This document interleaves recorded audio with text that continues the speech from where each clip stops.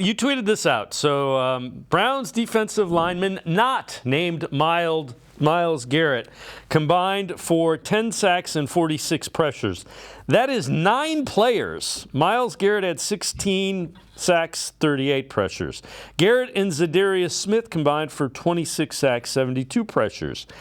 Garrett, Za'Darius, Obo, and Dalvin Tomlinson, 33.5 sacks, 103 pressures. So I guess what you're saying is there's some hope that we might be able to get some pressures and some sacks on opposing quarterbacks this year. It is reasonable to assume that the team's going to be better. Now, that assumes that, hey, Za'Darius is going to recreate his numbers from last year. Ugbo is going to be able to recreate his numbers from last year where he was in a more feature role. Well, not a more feature role, kind of a similar role to what he's going to be in now. So I think that's pretty reasonable. And then Dalvin Tomlinson will be able to recreate his numbers. It doesn't even account for growth, right? That those guys all being next to each other might actually make each other better. But also, I'd like to point out, we noticed the massive difference, right, that the help has made if you just add in the stats from last year to what they had around them this year. Even if you add those stats, the Browns will be at like what, with the DB sacks and the linebacker sacks, around 44, which is in the middle of the league. And this is a point that I keep making.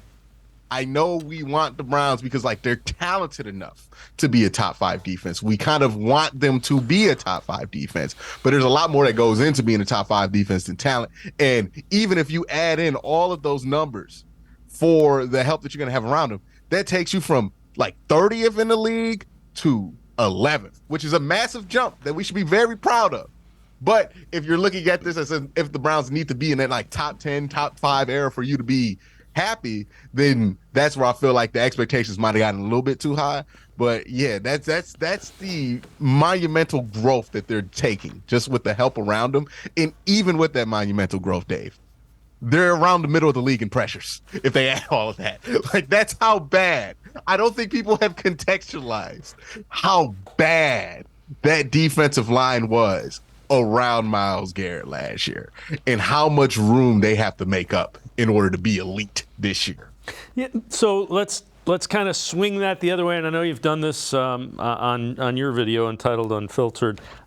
What does all that talent mean for Myles Garrett then? In theory, you would expect him to not get as beat up, as much attention. If you've got other guys around him and you're paying so much attention to Myles Garrett, you got to pick which one you're going to do.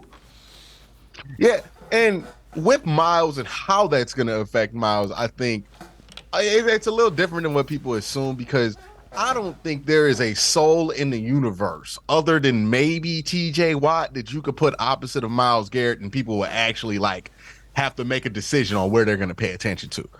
It don't matter who's across from Myles Garrett. Myles is going to get the attention. That's just what it's going to be. I'll live with everything else. I'm not going to live with Myles as being one-on-one, because that's how offensive coordinators are going to think about this.